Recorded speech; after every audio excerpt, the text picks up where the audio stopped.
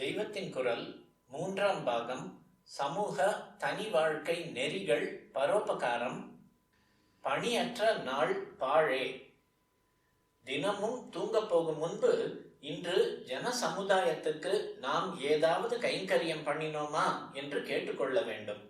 ஈஸ்வரனை பற்றி பேசாத நாளெல்லாம் பிறவா நாளே என்று தேவாரத்தில் சொல்லி இருக்கிறது.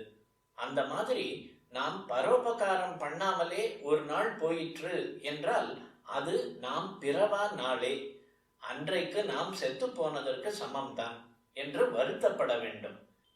பந்துக்கள் செத்து போனால் நமக்கு தீட்டு என்று ஒரு புண்ணிய காரியத்துக்கும் உதவாமல் ஒதுக்கி விடுகிறார்கள்.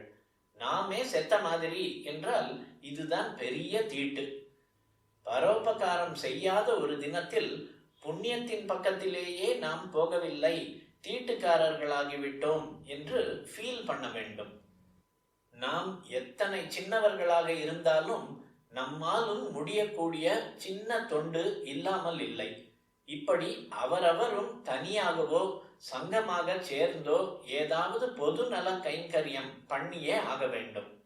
தண்ணீர் இல்லாத ஊரில் ஒரு 10 பேர் சேர்ந்து கிணறு வெட்டுவது, ஏதோ ஒரு பிள்ளையார் கோயில் மதில் இடிந்திருந்தால் அதை 4 பேராக சேர்ந்து கட்டுவது, பூஜை நின்று போன ஒரு கிராம கோயிலில் ஒரு கால பூஜைக்காவது 4 பேரை யாச்சித்து மூலதனம் சேகரித்து வைப்பது, பசுக்கள் சொரிந்து கொள்வதற்கு ஒரு கல்லேனும் நாட்டுவது, நாம் படித்த நல்ல விஷயங்களை 4 பேருக்கு சொல்லுவது, எழுதுவது, 2 ஸ்லோகமாவது பாசுரமாவது நாமாவளியாவது பாடி 4 பேர் மனசில் பகவானை பற்றிய நினைப்பை உண்டாக்குவது, குப்பை கூளங்களை பெருக்குவது, இந்த மாதிரி ஏதாவது தொண்டு அன்றன்றும் செய்ய வேண்டும்.